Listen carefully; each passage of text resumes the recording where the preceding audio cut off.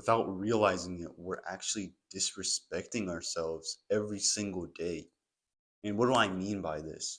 Well, there's a few different ways we are disrespecting ourselves throughout our day, throughout our week, throughout our month, even throughout our year. And day to day, we're doing this without even realizing it. So, this can be several different factors. First one I'm going to cover is self talk, what we say to ourselves. If we say to ourselves that we're not good enough or we can't do something, then that's going to manifest and we're not going to be able to do it because we say to ourselves we can't do it or, we're just not capable. When in reality, we are. But when we say these to ourselves, it becomes into existence because that's what we actually think of ourselves. But if you were to reverse this and do the complete opposite and say the complete opposite things like, I'm strong, I'm driven, I'm passionate, and these things are going to become a reality. People often talk down about themselves and rationalize why they shouldn't do something or why it won't work and it's going to be a waste of time, but they don't spend that energy in a positive way and reform it, restructure it. What if this does work? What if I can do this? Or I am capable. I'm going to try something new. I'm going to do this new thing. Why not? How come he did it or she did it and I can't do it? What's different about them versus me? The second way you could be disrespecting yourself is through your habits and what you do. For example, are you disrespecting yourself by sitting on the couch all day watching TV and binge eating and binge watching Netflix? That's a form of disrespect towards yourself. And are you disrespecting yourself by eating chips all day, by eating junk food all day, by not going to the gym? This is a form of disrespect towards yourself because you're not living up to your full potential. If you were to live up to your full potential, you would talk to yourself and you'd be like, I don't want to do this. This is disgusting. Why should I sit with myself? How can I sit with myself when I'm like this? Let's just say you're overweight or you're trying to gain weight and you're very skinny. It's going to be disrespectful towards your future self, which wants you to get healthy, which wants you to either lose that weight or gain that weight in a positive way. You're disrespecting your future self because your future self is now having to suffer those consequences. Most people don't think about it this way.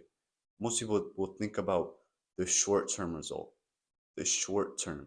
That's all they'll think about, the instant gratification, not the delayed gratification.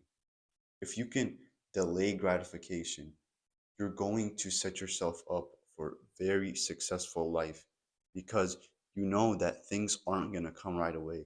It's going to take a little bit every day. And it starts with the simple things that people don't realize. It starts by simply not doing that one bad habit that you're doing, not eating that junk food, not touching that. And that can be hard at first. And you'll need to slowly progress to this. And it's hard. Trust me, it's hard. And most people will quit. Most people will, like I say, they'll talk down about themselves. They'll rationalize. This isn't going to work because of this. They'll start giving themselves reasons. But if you can give yourself a reason to keep on going, if you can give yourself a reason to not eat that junk food, to not sit on the couch all day, then you're going to be more likely to delay gratification and actually live up to what you say. And that's bringing me to my next point is actually living up to what you say and what you're going to do. If you tell yourself, I'm going to go on a run today, or I'm going to go to the gym today, or I'm going to try this new thing I learned online, like this new eating habit, and you do it, you just gave yourself more respect.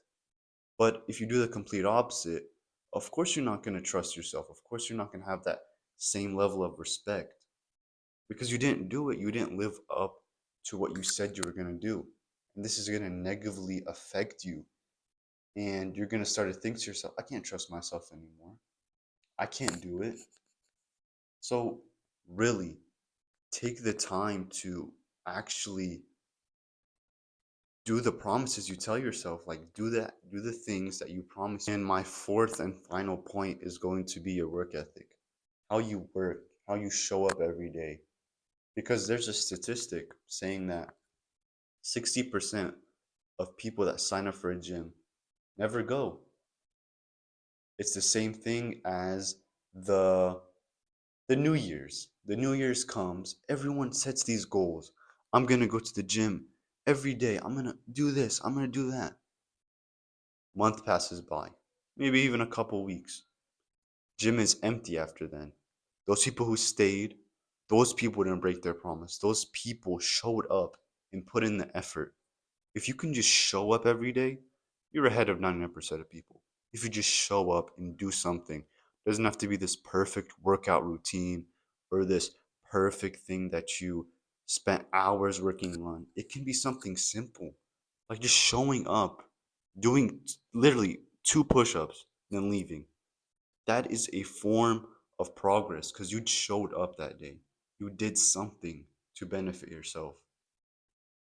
So even if you can't do something huge, something small, which is going to compound over time and leave you with a more fulfilling day, you're going to sleep at night knowing you did something well.